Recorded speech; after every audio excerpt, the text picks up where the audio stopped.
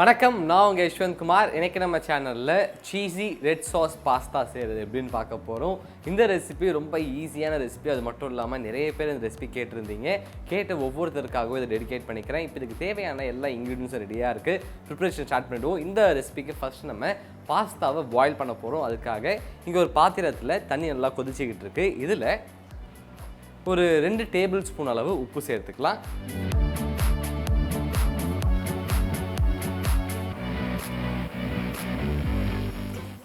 அதன் பிறகு இங்கே ஒரு 500 கிராம் அளவு பாஸ்தா வச்சுருக்கேன். இதையும் சேர்த்துப்போம்.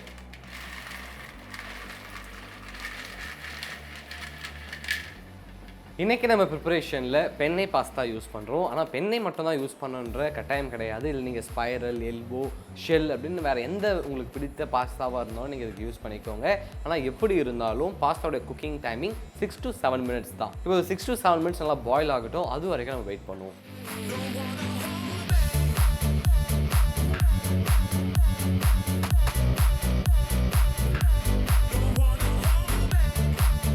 நம்ம பாஸ்தா ஒரு 7 minutes நல்லா குக் ஆகிடுச்சு. இதை ஹை ஃப்ளேமில் வச்சுருக்கிறதுனால 7 minutes பாயில் ஆனாலே போதும். ஒரு வேளை ஃப்ளேம் உங்கள் வீட்டில் கொஞ்சம் கம்மியாக இருந்துச்சு அப்படின்னா அடுத்து ஒரு 2 நிமிடம் இதை நல்லா குக் பண்ணிக்கோங்க. இப்போது இதில் ஒரு டேபிள் ஸ்பூன் அளவு எண்ணெய் சேர்த்துக்கலாம். அதன் பிறகு பாஸ்தாவை தண்ணி இல்லாமல் எடுத்து வேறு ஒரு பவுலில் மாற்றிப்போம்.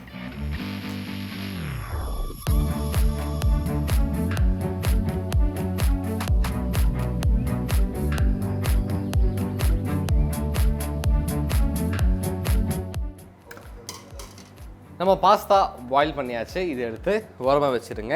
இப்போது இங்கே வேறு ஒரு கடாய் வச்சுருக்கேன். இதில் ஒரு 2 டேபிள் ஸ்பூன் அளவு எண்ணெய் சேர்த்துக்கலாம். எண்ணெய் நல்லா சூடானதன் பிறகு இதில் ஒரு 150 கிராம் அளவு ஆனியன் பெட்டல்ஸ் சேர்த்துக்கலாம். அடுத்து ஒரு 150 கிராம் அளவு குடைமிளகாயும் நறுக்கி சேர்த்துக்கிறேன். கூடவே ஒரு 50 கிராம் அளவு பாயில்டு கார்ன் சேர்த்துக்கோங்க. நல்ல ஒரு மனம் கொடுக்கறதுக்காக ஒரு டேபிள் ஸ்பூன் அளவு ட்ரை ஹெர்ப்ஸும் சேர்த்துக்கலாம். இதை ஒரு முறை நல்லா கிளறி விட்டுக்கோங்க. ஹை ஃப்ளேமில் வச்சு கரெக்டாக இதை 1 நிமிடம் நல்லா வதக்கிக்கலாம்.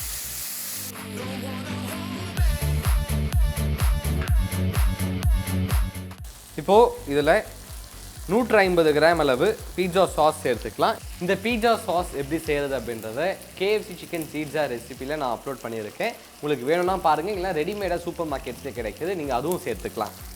இதை ஒரு முறை நல்லா கிளறி விட்டுக்கலாம்.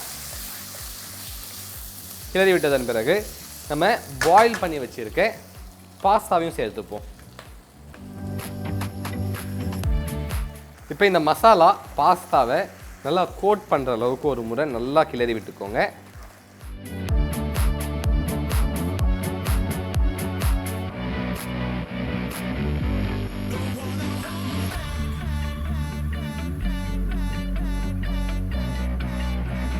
நம்ம ரெட் சாஸ் பாஸ்தா ரெடி ஆகிடுச்சு. இதை எடுத்து அழகாக ஒரு கிளாஸ் பவுலில் போர்ஷன் பண்ணிக்கிறேன்.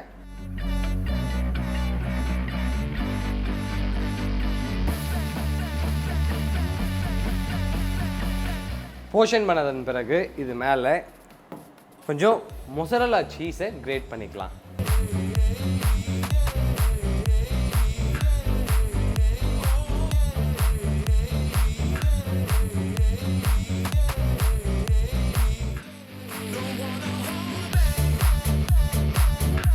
இது மேலே மொசரல்லா சீஸும் கிரேட் பண்ணியாச்சு. கடைசியாக ஒரு 2 சிட்டிகை அளவு ட்ரை ஹெர்ப்ஸை மேலே தூவி விட்டுக்கோங்க. இப்போது இதை 180 டிகிரி செல்சியஸில் அடுத்து ஒரு 5 நிமிடம் அவனில் வச்சு கிராட்டினேட் பண்ணி எடுத்துக்கலாம்.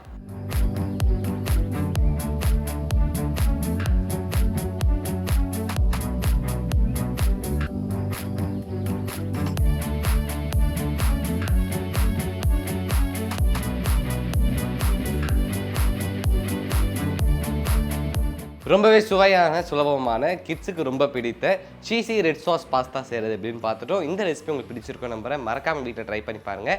ட்ரை பண்ணி பார்த்துட்டு உங்களுடைய ஃபீட்பேக்கை கீழே கமெண்ட் பண்ணுங்கள். இதே மாதிரி இன்னொரு சூப்பர் ரெசிபியோட உங்களை நான் சந்திக்கிறேன். தென் பாய் ஃப்ரம் யஷ்வந்த்.